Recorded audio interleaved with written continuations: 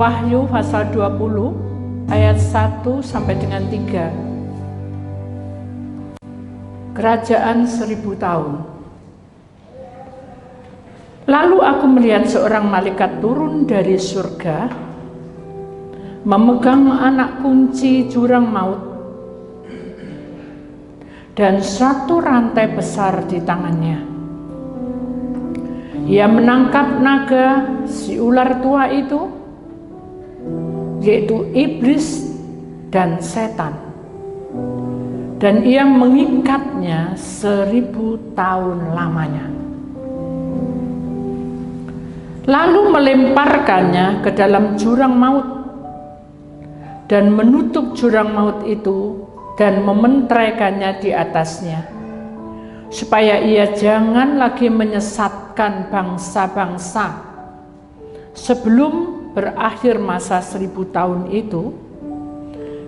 Kemudian daripada itu ia akan dilepaskan untuk sedikit waktu lamanya. Bapa, biarlah firman-Mu yang akan mengangkat kami, bukan karena kekuatan kegagahan kami, tapi itu semua adalah pimpinan-Mu, anugerah-Mu. Bicaralah Engkau, sentuhlah kami, supaya kami mengenal panggilan-Mu, mengerti bahwa Tuhan berikan kami solusi yang terbaik. Di dalam nama Tuhan Yesus Kristus, biarkanlah Tuhan Engkau berkuasa atas langit dan bumi. Engkau juga berkuasa atas hidup kami. Karena tema hari ini adalah si penyesat. Sekiranya Engkau membuka tingkap-tingkap langit-Mu, membuka sebuah rahasia besar dari surga untuk memenangkan kami dari kuasa-kuasa penyesat ini. Di dalam nama Tuhan, urapi lidah bibir hamba-Mu oleh kuasa darah Tuhan Yesus. Yang percaya kita sama-sama berkata amin. Beri kemuliaan Tuhan, saudara. Silakan duduk kembali.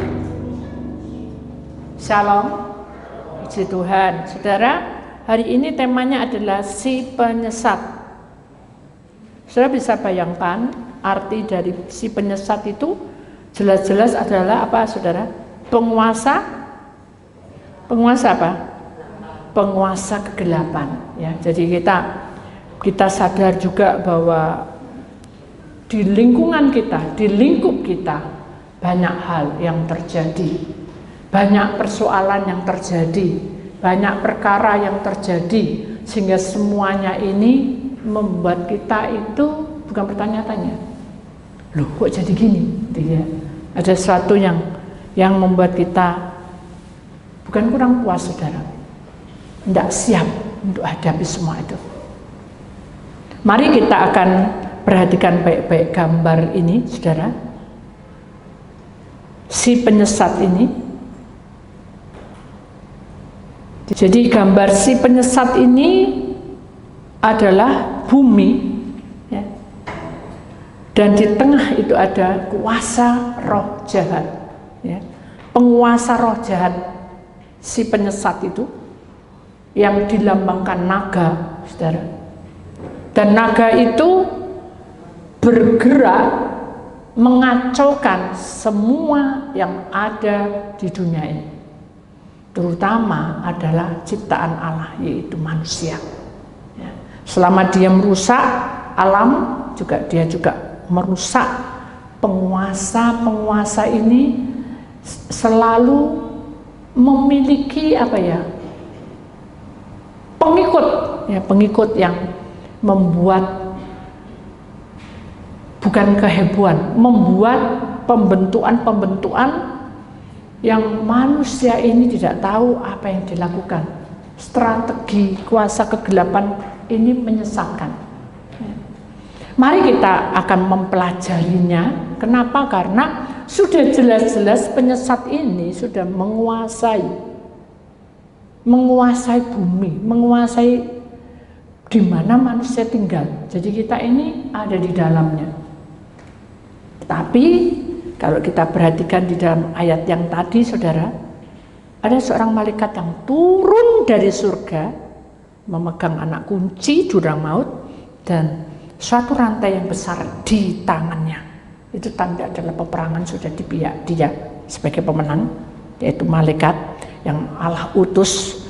Ia menangkap naga si ular tua itu, dan iblis atau setan itu diikatnya. Tidak cukup diikat, saudara, sampai 1000 tahun, tapi dia dimasukkan ke dalam jurang maut, ditutup jurang itu dengan pementerean.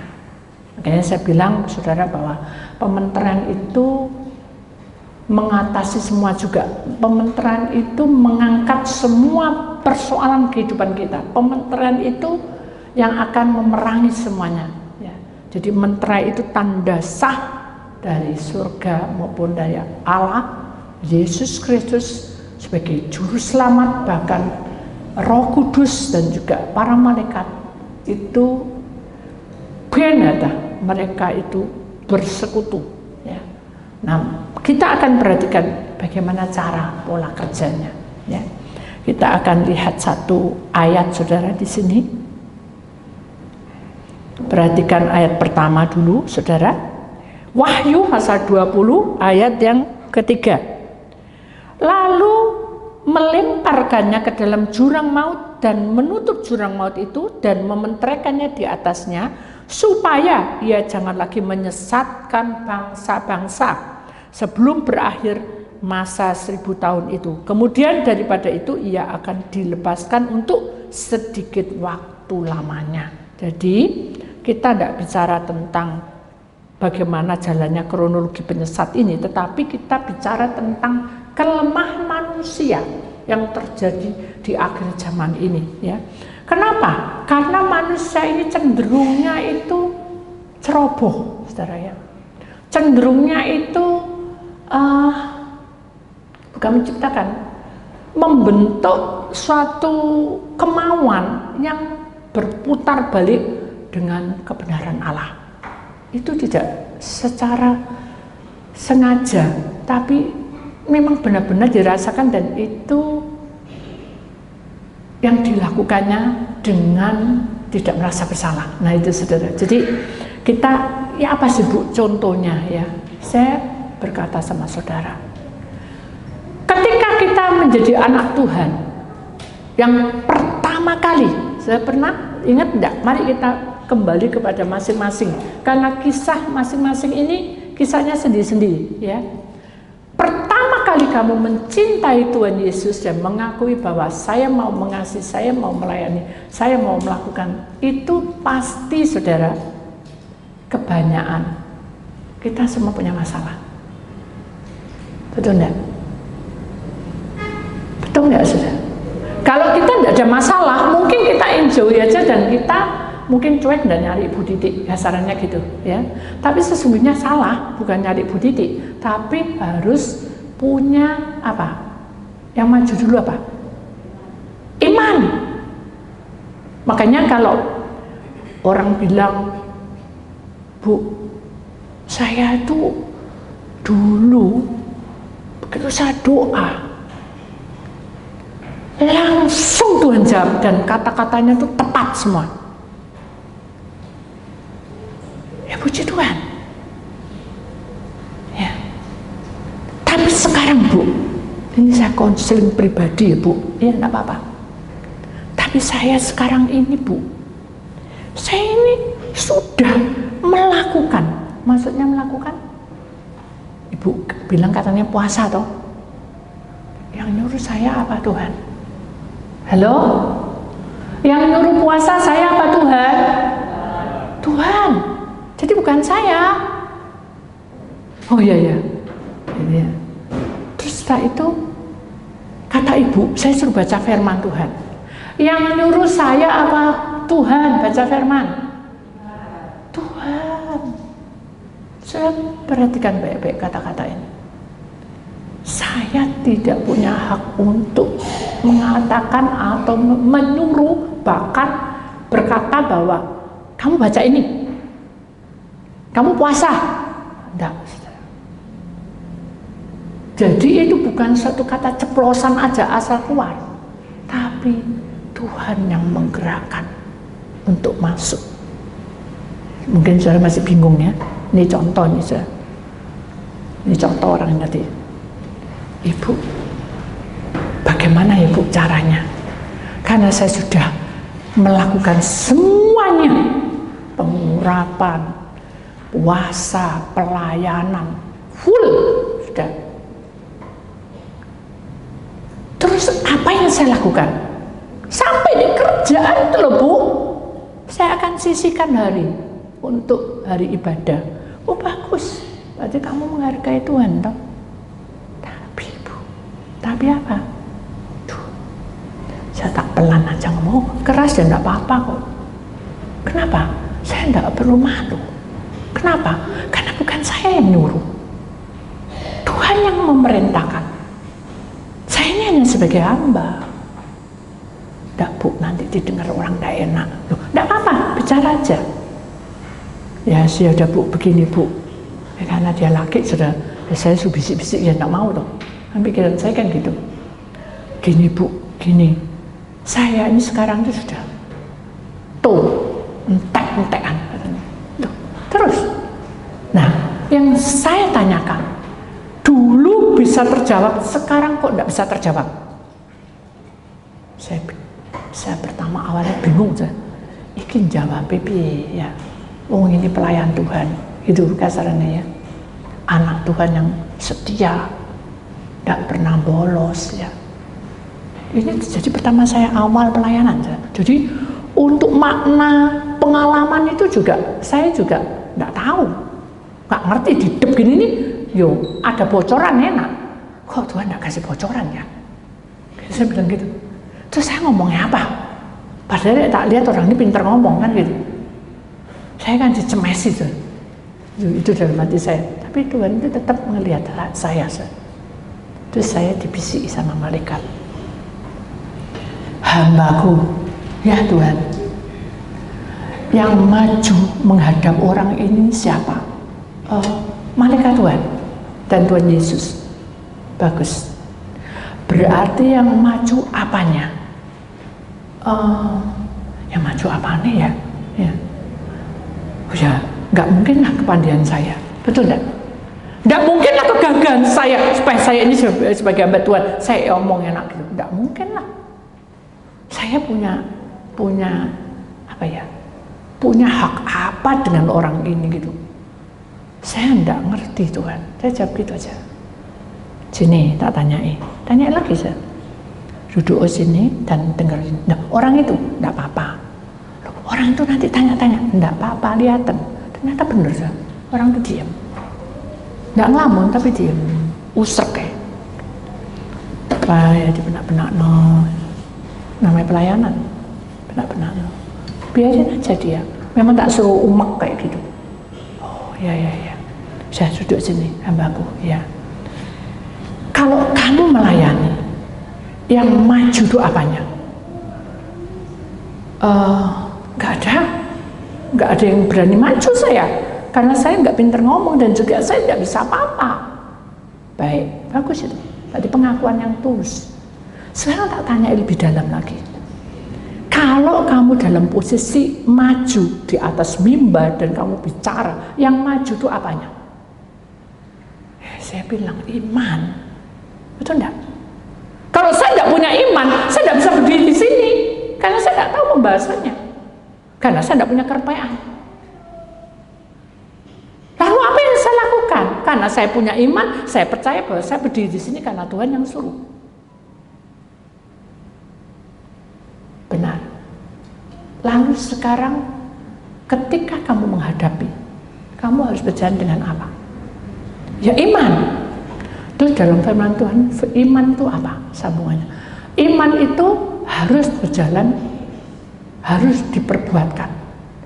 Iman tanpa perbuatan adalah kosong, seperti tong kosong bunyinya nyaring. Ya, tapi jangan dibalik hambaku. Loh, kok dibalik gimana Tuhan? Saya bilang gitu. Kalau kamu punya iman, dan kamu itu berjalan ya, dengan kehidupan kamu yang kamu punyai sekarang ini, itu logika. Jadi kalau kamu berbuat, jadi kalau kamu mencintai aku, kamu berbuat lebih dulu, itu namanya kamu tidak berjalan dengan iman. Ya Tuhan, aku kok bingung, saya bilang gitu. Masih bingung? Iya bingung. Gini, ketika kamu koma diletang-letang, dokter angkat tangan dan suruh pulang. Ketika aku bilang sudah mentok, kamu marah sama aku, hambaku? Ya Tuhan, tak serano. Yang jalan itu iman atau perbuatan? Halo, saya bisa jawab? Iman, karena perbuatan saya geletak di rumah sakit, saudara. Betul enggak? Lihat perbuatan saya bergerak. Oh ya Tuhan, saya tak berdoa. Saya mengimani, saya puasa. Nah itu perbuatan. Itu iman. Kenapa kamu bisa bertemu dengan aku? Karena kamu yang maju imanmu, bukan perbuatanmu. Oh iya, mulai saya mikir. Iya. Nah sekarang bilang sama orang itu, kamu berjalan mencintai aku dengan iman atau perbuatan? Nanti lihat dia jawabnya perbuatan, nanti aku yang jawab. Ya, saya bilang gitu, saya datang. Sudah Bu, omong-omong sama Tuhan, loh kok tahu dalam hati saya? Terus saya bilang, kamu kok saya tahu? Nah itu kan pemikiran saya. Perbuatan saya ingin tahu loh, kamu itu kenapa kok tahu? Aku tuh omong-omong be Tuhan, kan gitu. Apa jawabnya? Karena dia dengan perbuatan, dia bilang apa? Asal ngomong. Kan biasanya gitu. Hamba Tuhan disuruh ke sana doa, nanti Tuhan kasih tahu, kepreannya dikasih no aku. Iya, tidak selamanya seperti itu. Betul nggak? Halo? Tidak selamanya. Tidak sama selalu gitu. Lah idem terus. Gak maju-maju iman. Iya, maaf Bu katanya. Duduk. Ya. Kenapa kamu serius? Saya bilang gitu. Saya takut dimarahi Tuhan. Tuhan tidak pernah marah. Sekarang Tuhan hanya bertanya, kamu sekarang mencintai Tuhan kan? Dari dulu, dari dulu Bu. Pertama kali begitu saya cinta Tuhan, langsung saya cinta Tuhan selama-lamanya. Hanya Tuhan kasih saya berkat, terus saya tambah. Dan sekarang ini kenapa kok nol putul? Ulang lagi saya. Terus saya bilang, sesuai Tuhan bilang tadi kan Tuhan ngajari. Kamu berjalan dengan iman atau perbuatan? Bingung dia. Si Bu, tolong dijelas no. Rek iman tuh koyo opo, gitu. Saya jelaskan. Tuhan kasih hikmat ya. Menurut saya ini bicara. Ketika kamu datang padaku, kamu tuh mukamu gak karu-karuan. Ya Bu, karena saya begini dan begini. Apa ini namanya? Pemabuk. Perginya ke dugem, kodonya malam. Kenapa saya dipertemukan dengan Anda? Bukan satu kebetulan. Karena orang tuamu mempertemukan. Hari ini juga kalau kamu tidak percaya dan tidak mau melakukan dengan iman, kamu akan berhenti jantung. Wah, gak mungkin, aku ini masih muda, gagah. Ternyata dia jatuh di tempat kamar mandi. Baru ngomong, malamnya jatuh. Terus kan sore. Dia telepon saya, dia bilang, Bu, katanya orang kalau jatuh di kamar mandi itu mau mati. Oh, enggak tahu. Tanya sama Tuhan, enggak tahu. Saya bilang gitu. Besok konseling. Oh, dia bingung. Sudah kayak dia terus kayak berserah diri mati, hidup terserah. Terus kayak ditangkap dulu. Kayak orang punya kesalahan tuh sudah. Dia, kamu percaya Tuhan akan tolong kamu? Ya, saya percaya.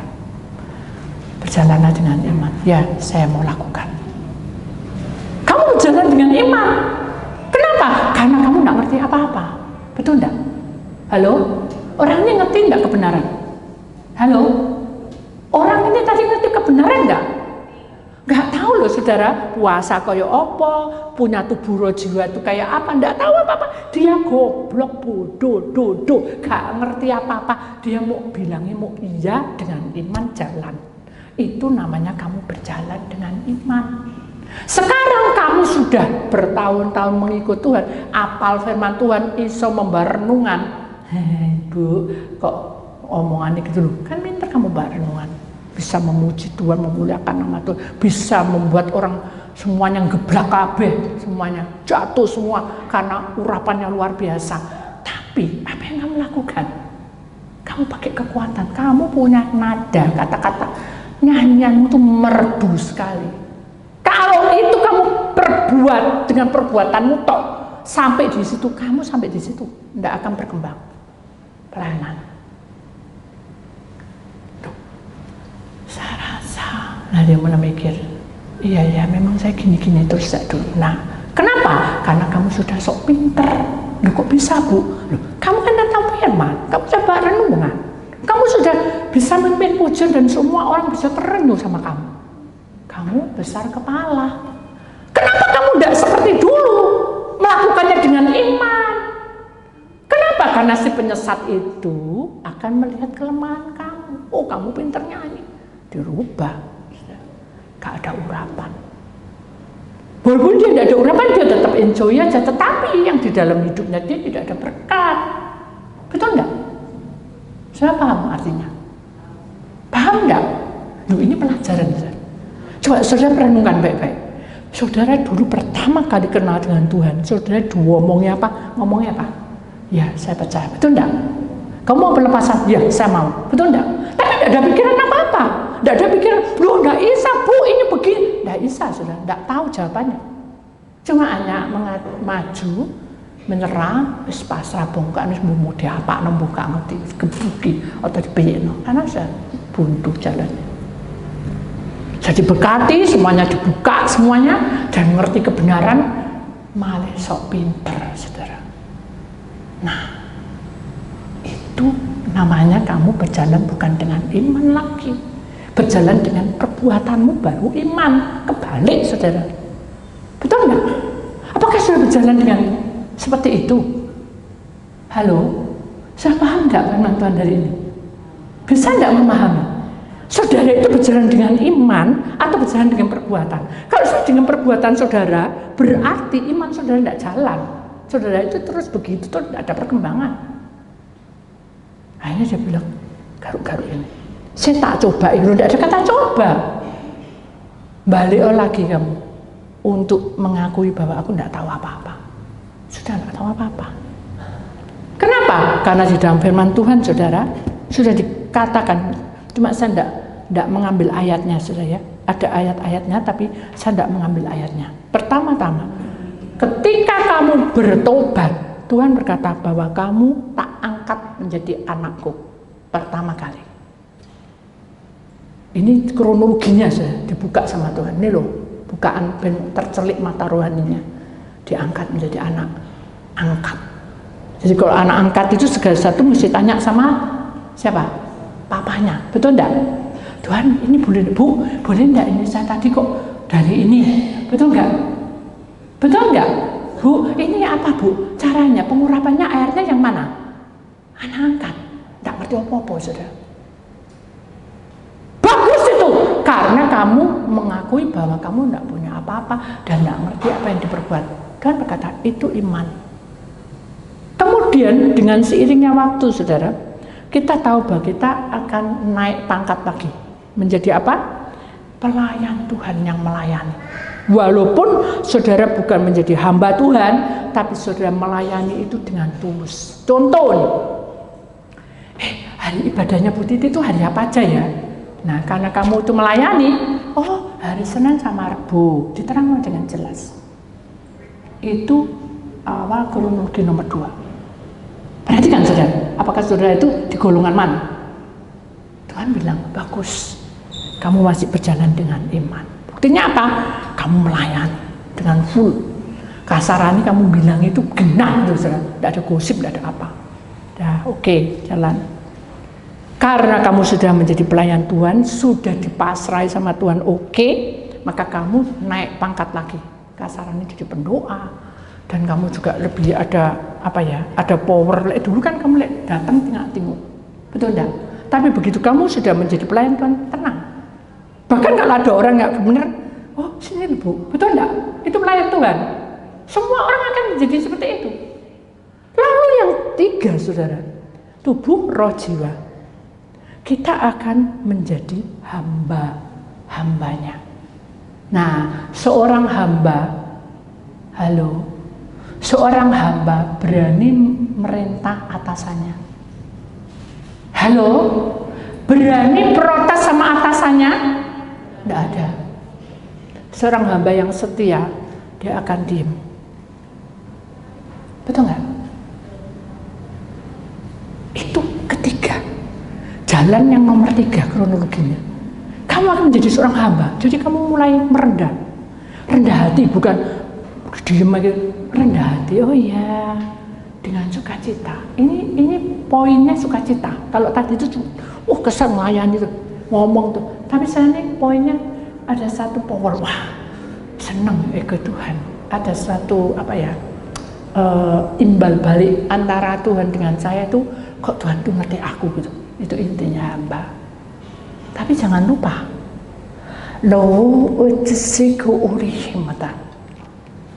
ketika kamu menjadi anak-anakku, kamu harus mengikuti jalan salib. Betul enggak? Ya, aku sudah ikut jalan salib. Nah, dia bilang gitu saja. Saya tanya, kamu mengikut jalan salib, yang mbok salib itu apanya? Bebanku, masalahku. Salah.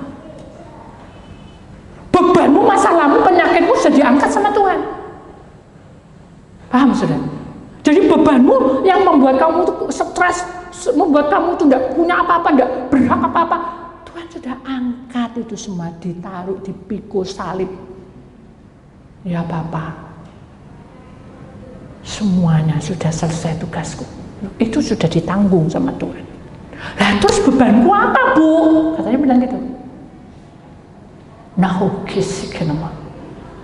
Karena kamu seorang hamba, maka aku berkata kepadamu, hakmu, kesenanganmu tak ambil. Lu bayangin saudara, contohnya kayak apa kesenangan itu? Paham saudara? Yang tadinya enak-enakan, kita bisa nyantai, bisa apa, tidak ada hak untuk ke situ. Kita terus bergumul, bertubi-tubi masalah, bertubi-tubi. Seorang hamba harus nurut. Tuh kepleci, duantem itu nurut ya, nurut. Langkah demi langkah, langkah demi langkah, langkah demi langkah. Loh, itu yang namanya iman yang berjalan. Jadi saudara jangan sampai salah melangkah. Kalau sudah salah melangkah, penyesat itu masuk dan menguasai hidup saudara hingga saudara berputar balik dan berontak. Itu tadi, pemuda tadi. Kenapa aku kok tidak dijawab doaku? Karena kamu tidak mau menjadi seorang hamba. Loh, terus aku harus bagaimana? Hakmu, milikmu diambil semua sama Bapa. Lah terus kenapa Bapak mengambil hakku? Karena imanmu harus berjalan melewati lembah yang curam dan gunung-gunung yang tinggi. Sudah tahu, semakin kita naik ke gunung, apa yang terjadi? Senang, apa yang terjadi dadamu? Menggeh-menggeh ya. Mesin. Aku akan bawa kamu seperti itu. Kenapa? Karena imanmu akan disempurnakan, digodok dengan masalahmu. Kalau kamu tidak bisa dan tidak kuat, kamu tidak akan jadi hamba. Paham sudah? Jadi jalannya itu seperti itu. Kalau Tuhan bilang gini, sudah besok dilanjutin, lama sudah kita bicara tuh. Nanti pikir ya ngapain orang ini kan gitu. Besok ya lanjutin lagi ya. Malam saya diajak sama Tuhan. Keluar, kamu hambaku. Ya. Kamu kan hamba. Ya Tuhan. Sini, duduk sini. Duduk di depan ada jendela. Kamu lagi duduk gini kayak gininya, apa yang kamu rasakan? Aku tahu. Saya itu kan suka pemandangan. Bulan tuh lagi bulat ser gitu. Mau tanggal berapa nih? Terus saya lihat bayangan itu, bayang daun-daun itu bagus, goyang-goyang kena anginnya, kena sejuknya malam. Bukaan jendela, biar kamu tahu kehadiran angin. Kamu bisa merasakan angin itu. tapi kamu tidak bisa merasakan, oh di mana angin itu. Demikian juga kuasaku. Kamu tidak bisa menebak. Ketika kamu jadi hamba, itu hakku. Kalau kamu harus begini, itu hakku. Paham saudara? Jadi kalau andai kan saudara tadinya ada di atas, Tuhan izinkan sampai di bawah, kita tidak boleh ngomel saudara. Nais jika nama apa ya nama. Ingat Ayub, yang tadi dari atas, semua dihancurkan semuanya. Keluarganya, keuangannya, harta bendanya. Apa yang terjadi? Karena dia tetap punya iman sebiji sesawi. Tuhan angkat, pulihkan. Benar enggak? Halo? Benar enggak? Nah, jadi saudara jangan bilang, aku jangan sampai kayak Ayub ya. Jangan sampai. Justru saudara harus belajar seperti Ayub. Bapak Abraham, contoh aja saudara, tidak perlu orang lain. Bapak Abraham tuh berapa puluh tahun dia minta anak terus gak dikabul-kabulin. Sudah tua renta, wis gigi ompong kabeh mungkin ya, wis rambutnya putih jalannya menteh-menteh. Tuhan bilang, istrimu mau hamil. Loh, logika wesi gelama yang aku katakan, dia berjalan dengan iman, tidak pakai kekuatan, tidak pakai perbuatan. Coba kalau perbuatan, pasti dia ngeluh, Tuhan aku udah tua, nanti ya apa, lahir anu. Gitu saja. Abraham tidak lakukan. Dia hanya bilang, ya Tuhan, saya sebagai hamba, saya mengangkat tangan. Loh, itu saudara, bisa enggak seperti itu? Loh, harta bendaku tuh habis. No, sih kenapa? Ayub alami. Loh, anakku. Loh, Abraham alami. Begitu sudah bertahun-tahun, enggak salah 25 tahun kalau enggak salah saya. Dia baru punya anak, sudah rodok gede, ketok ganteng, ketok api. Hai Abraham, apa yang terjadi? Bawa ini anakmu, persembahkan, kasih no Allah. Loh, dia pakai perbuatan, marah enggak? Halo? Ya kayak pemuda tadi, aku ini sudah tadi pertama doa, omongannya putih ini bener kapan? Loh, saya ini bukan orang yang apa ya sih?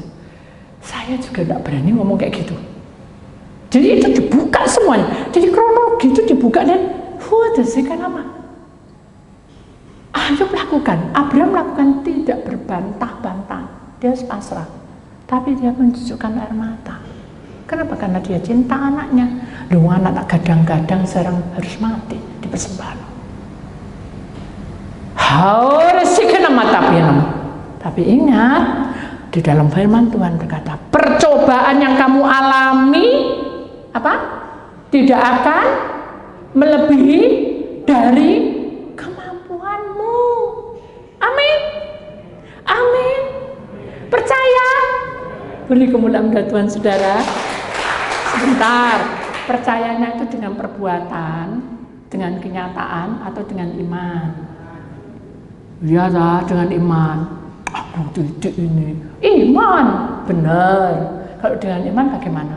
Kalau Tuhan bilang hartamu tak habis no. Halo? Kamu tak permalu no. Ya apa saudara? Saya pernah dipermalukan saudara. Saya menangis.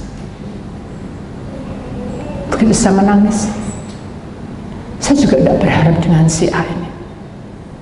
Tapi Tuhan buka. Orang ini semakin hari semakin dibuka. Dan semakin dia punya iman sebiji sesawi. Berarti saudara, kronologi yang menyakitkan ini Tuhan punya maksud supaya orang ini bertobat. Betul enggak? Saking uwelek, saking dua bleke mungkin gitu saudara. Susah karena umur. Jadi kita tuh tidak bisa apa-apa. Sama seperti waktu Abraham dikasih no anak, yo sedih saudara. Tapi anak yang menguatkan. Jadi hendaknya kita memikul salib.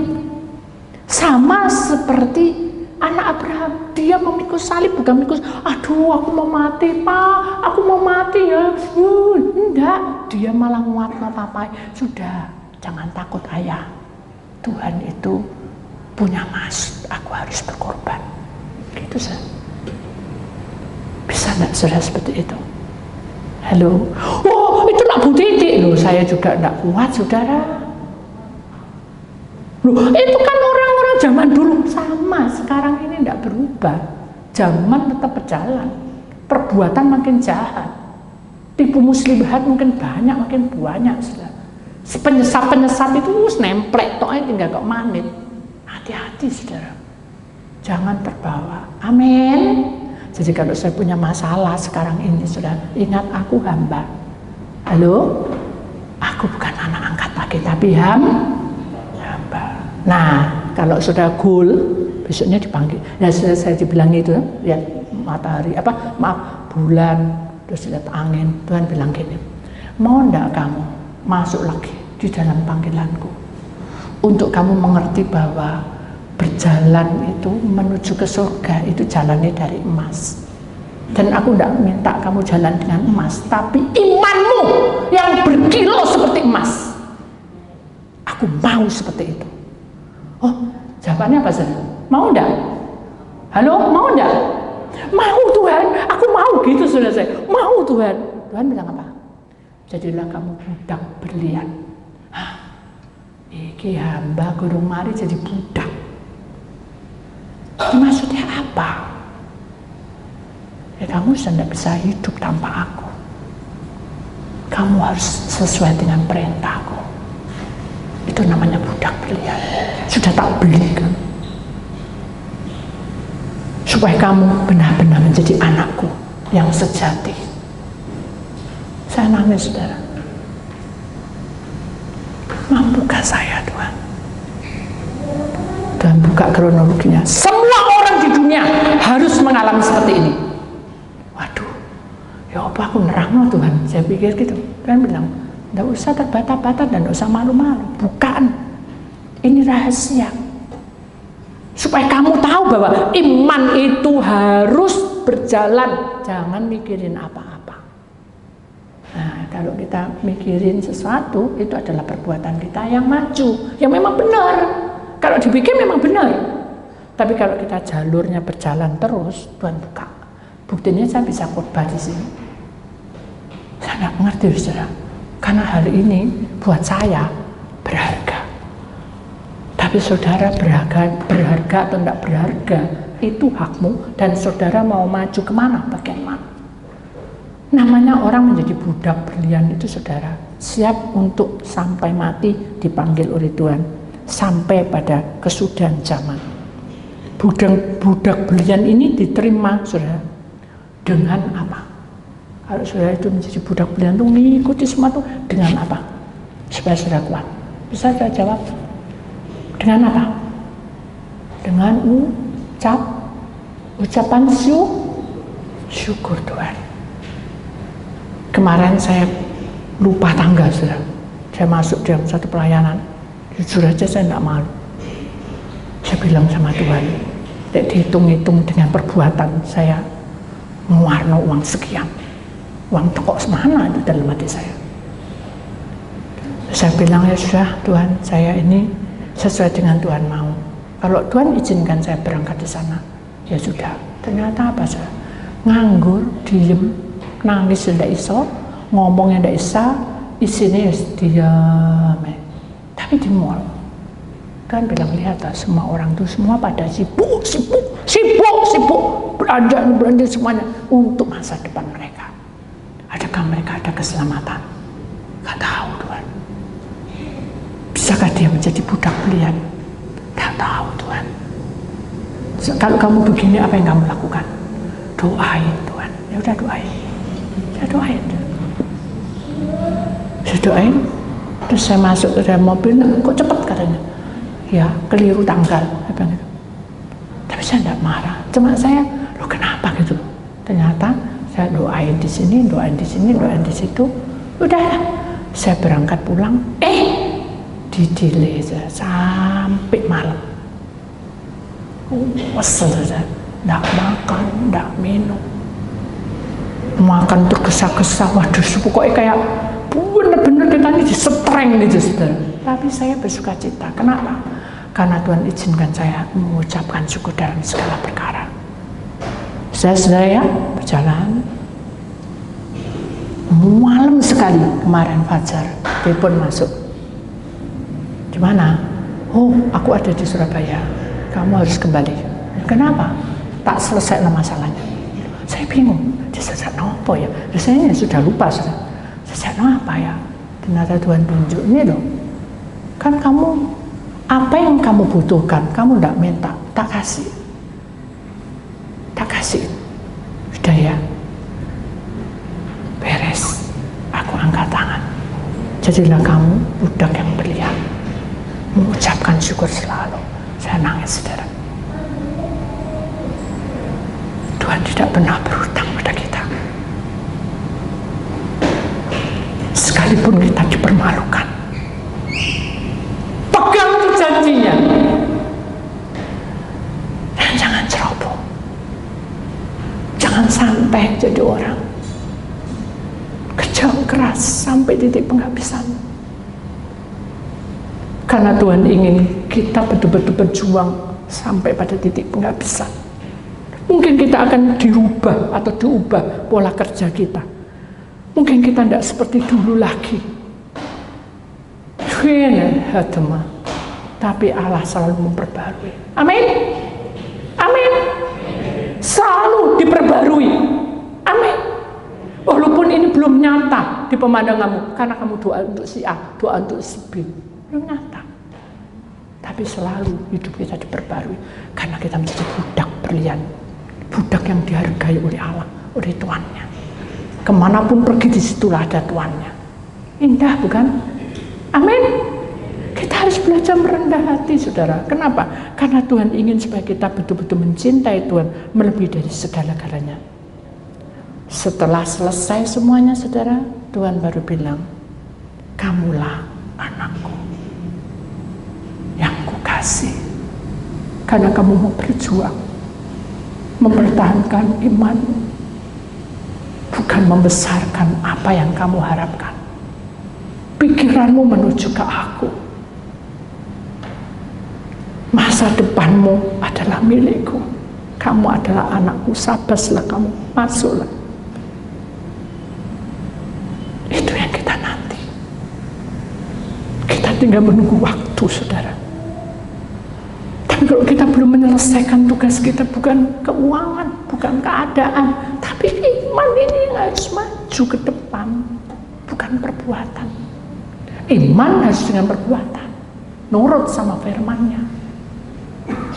Jangan gerundel, tahu gerundel, saudara? Tidak boleh. Ada satu kesaksian, saudara. Suatu hari ada orang yang batuk-batuk, ya. Saya bingung, orang ini sudah pergi ke dokter karena dia juga dokter. Saya berdoa, kok tidak ada jawaban. Akhirnya saya pulang. Tuhan bilang gini, di depanmu ini apa? Oh, tanaman sirih. Semua ambil ini, suruh tuang kayak teh. Saya bingung loh. Ya oleh percaya. Duh, dia bukan anak angkat lagi. Dia juga bukan hamba. Dia ini sekarang ini adalah budak berlian yang harus menurut. Karena dia adalah pelayanan. Ya, saya bilang hati-hati, saya gini ya, maaf ya, maaf tuh saya, maaf. Takut terima orangnya kaku saya. Ya apa kalau kamu bukan mencoba? Daun itu daun apa? Daun sirih. Bisa dimakan enggak? Diminum maksudnya. Lu itu kan buat gitu. Tetangga sering ngambil tuh mbah-mbah. Yo ya. Buat apa? Kamu menyusul? Enggak. Gini. Ya baik, kita doa. Dalam hati saya omong, Tuhan omong. Tuhan bicara. Ambil daun itu 7 lembar. Nggak usah pakai ini, itu pokoknya daun sirih. Terus jangan digodok, dituang kayak teh. 5-10 menit doakan airnya. Minum 3 kali sembuh. Amin. Kenal aja. Belum amin juga. Daun sirih ku duduk guiku, ngerti gak? Kamu malah digigit saya. Saya digigit. Saya bilang gini, ya udah sakar kamu. Enggak, saya bilang ya Ya karena saya juga harus sabar saudara melayani kan. Ya enggak apa-apa sih. Ya kalau kamu ingat bukan tak cobaan gitu enggak. Tuhan bilang cobaan. Ya kamu ingat ya silakan, enggak apa-apa. Begitu dia ketawa, malamnya kayak setidur ya. Terus pokoknya penuh dengan enggak nih orang baksilnya masuk di HP. Semua cekuk sendiri kayak seberhenti. Saya bilang itu bukan Tuhan, Tuhan tidak pernah menghakimi. Dengarkan ya, tidak pernah menghukum kita. Dia kasih kesempatan. Aku kualat ya Bu dengan kamu. Enggak, karena aku bilang gini tadi untuk miring. Enggak, saya enggak merasa kok. Saya bilang itu, karena saya harus belajar juga. Terus apa yang saya lakukan? Ya sudah, kamu ngambil. Malam ini Bu tak ambil, diambil saya. Dia enggak bisa bantal ditinggiin itu sampai berduduk gini, cekik-cekik. Begitu itu sudah dikasih, dituang, diminum. Isinya ngebel saya jam 3:30. Bu, halo apa halo? Ya kenapa? Suami saya sudah tidur lelap. Oh ya, kena daun sirihnya ibu. Bukan daun sirihku. Itu miliknya Tuhan, Allah yang menciptakan, Allah yang menyuruh. Oh ya, puji Tuhan sembuh. Imani ya. Nah, besoknya dibuat lagi besok kan 3 hari saja. Dia datang. Tidak ada batuk Bu. Saya bilang apa? Saya bilang puji Tuhan. Kamu belajar dengan iman loh. Mudah ya Bu ya dengan iman. Belum tentu. Orang kalau berjalan dengan iman tuh harus berjuang dengan sungguh-sungguh, fokus ke Tuhan. Jangan miring sana miring sini. Kasep nanti kena gosip. Kacau nanti. Iya Bu, banyak digosip di luar ya, makanya pandang salib itu. Nanti kamu bisa tahu. Ya Bu. Jadi, mari kita kembali ke firman Tuhan. Sudah nanti tidak selesai-selesai saksinya ya. Kita tahu bahwa rencana Tuhan itu selalu ya dan amin, dan perintah Tuhan itu membentuk hidup kita. Di sini kita lihat gambar kedua, ya. Ada bola atau dunia. Di situ tetap aja lingkaran iblis itu melingkari seluruhnya. Dia menguasai. Jadi kalau kita tidak memiliki hal-hal yang tadi kronologi dari awal anak angkat, ya, terus kita jadi hamba, kita tidak mau melakukan itu, saudara, betul-betul merendah hati, saudara. Si penyesat ini akan tangkap. Tapi bukan dia, karena dia kan jadi mentre, tidak bisa keluar sampai 1000 tahun. Tapi antek-anteknya itu, saudara, penguasa roh-roh yang bolo ide itu, saudara, yang menguasai kita. Kita tidak boleh seperti itu. Amin. Jadi kita harus jadi pemenang. Amin. Kita harus kuat menghadapinya. Kemudian yang terakhir, hanya rencana Allah yang jadi. Rencana Allah yang jadi, dengarkan, kuasanya tak terkalahkan, mampu menaklukkan iblis. Benar tak saudara?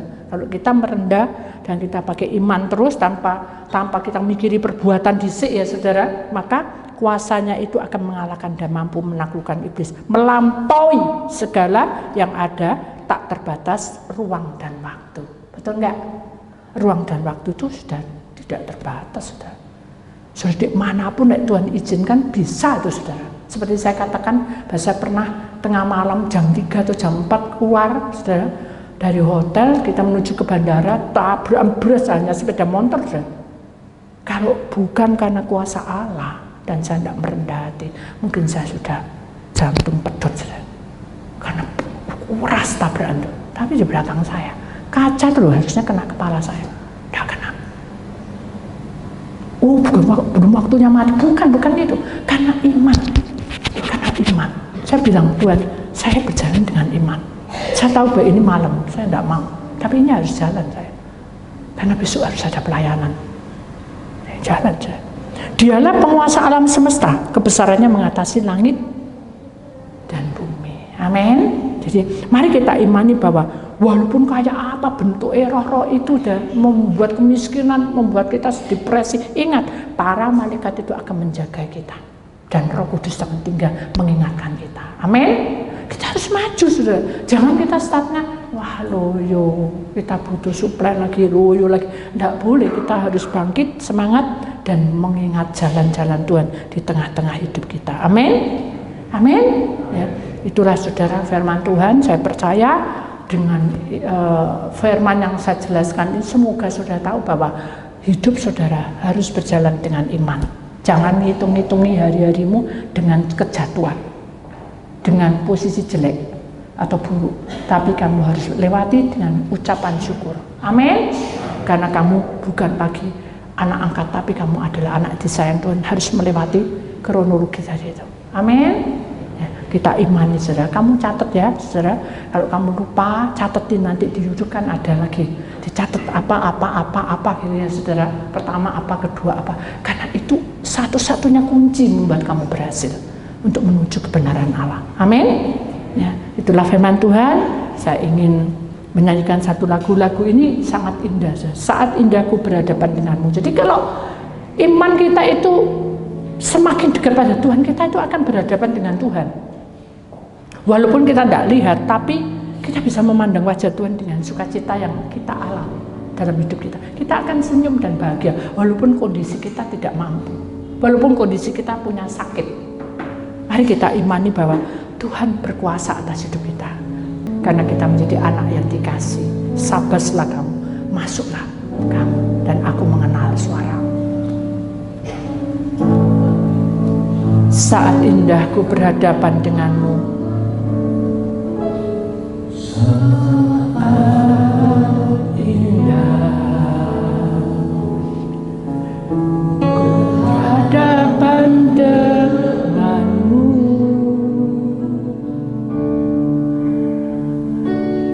memandang wajahmu, Yesus kekasih jiwaku.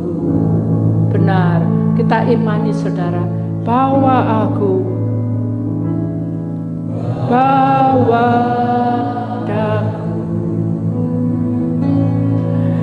erat dalam pelukanmu. Amin. Menikmati kasih dan indahnya hadiratmu. Sekali lagi, saat indahku berhadapan dengan iman, saat indah, imani saudara, berhadapan denganmu,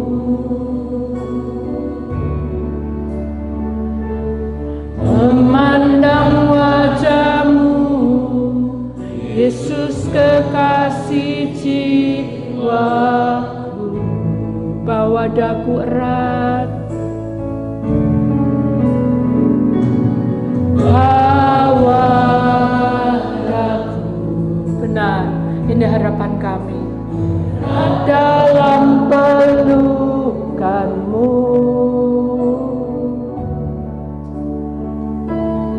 menikmati kasih dan indahnya hadiratmu. Katakan dengan iman, hadiratmu Tuhan, hadiratmu Tuhan, ku rasakan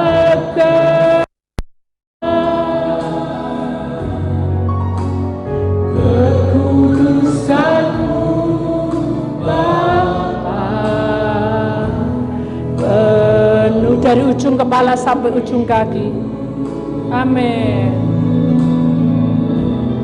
Ku rindu selalu, amin, diam dalam baitmu, menikmati kasih anugerahmu, menikmati kasih, menikmati kasih anugerahmu.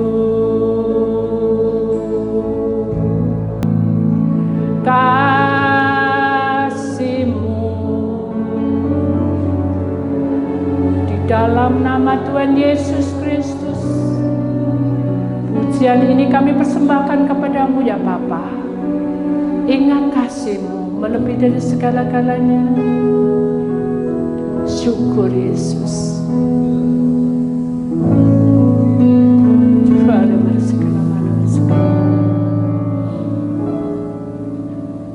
Ingat kasih-Nya, ingat kebaikan-Nya,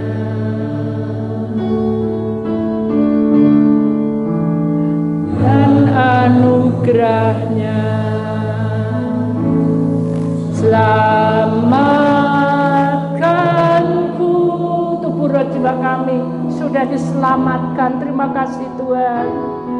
Sebab kasih-Mu setinggi langit.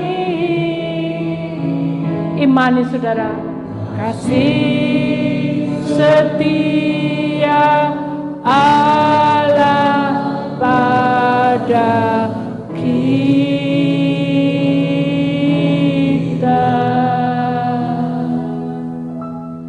Besar kasih Allah pada kita. Sekali lagi katakan, ingat kasih-Nya. Mari saudara, kita akan berdiri. Ingat kebaikan-Nya. Mari bawa di dalam pelataran Tuhan dan anugerah-Nya. Imani saudara, selamatkanku, sebab kasih-Nya, kasih-Nya setinggi langit. Kasih setia Allah pada kita.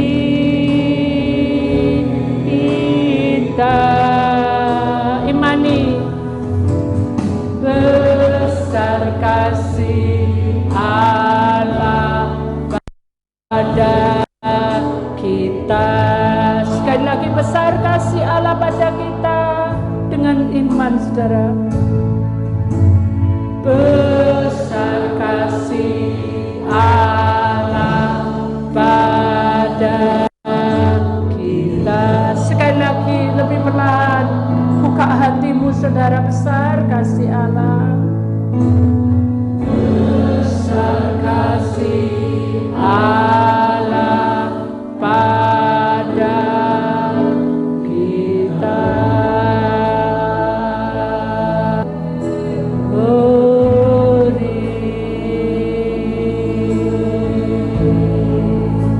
Bangkitlah kamu, hai anak pilihanku.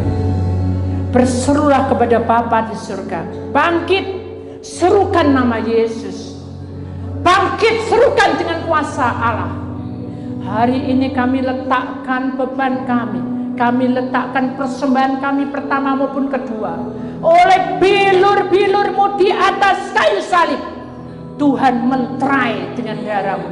Tuhan berkati berlimpah-limpah. Tuhan berkati baik memberi maupun yang belum memberi. Yang sakit Tuhan sembuhkan.